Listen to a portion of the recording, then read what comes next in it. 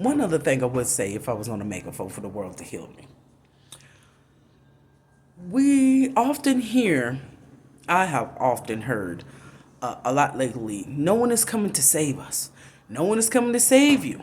But what is wrong with helping one another? What is wrong if someone needs to be rescued? What would be wrong with that?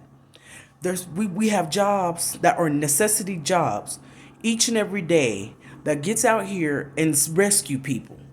You can see it as saving, you can see it as rescuing. But there's nothing wrong with helping someone who may need to be rescued. I think a lot of times we leave that thought in our head that there's no one coming to save us, which we feel left, abandoned, separation anxieties. We feel that there's no one that cares, that there's no one out here that understands. And I think that's where the root cause of a lot of that comes from, is saying that there's no one coming to save you. But as we send money to people that needs help, charity, donations, feeding the homeless, giving people a warm place to stay, giving them encouraging advice, telling them that they got a gift, they have a glow that's just detailed to them. And guess what? It's special, created. It's a signature made creation by God, each and every individual on this earth that is here. Okay? Who are we to tell someone that no one has come to save you? Now, yes, in some aspects that may be true.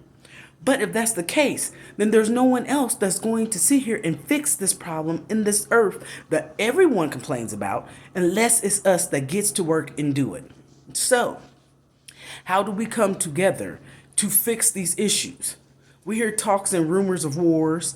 We hear rumors of other pandemics. We hear about mass evictions. We hear about illnesses. We hear about a lot of issues with opioids. There's so many devastations. There's so many natural disasters.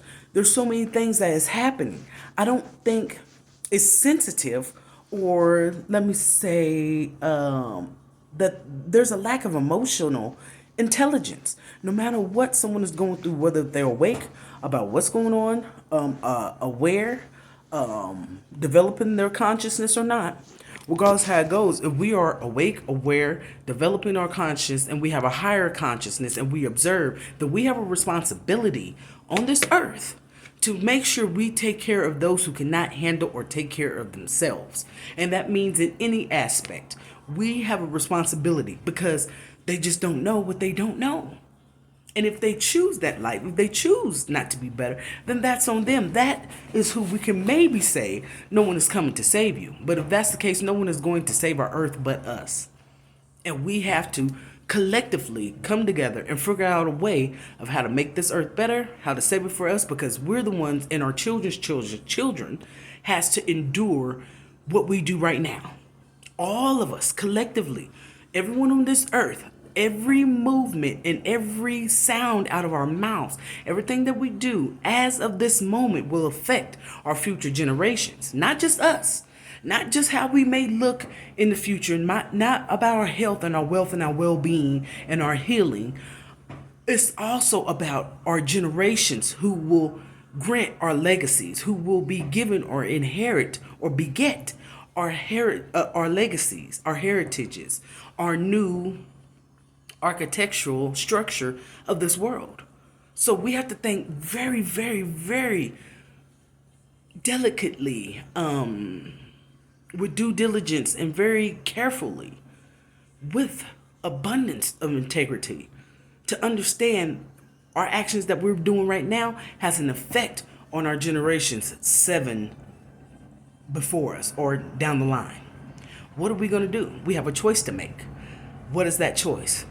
And it's time to divide the spoils, because if we don't understand who was there to not build and who is, then there's no way that we can balance this out.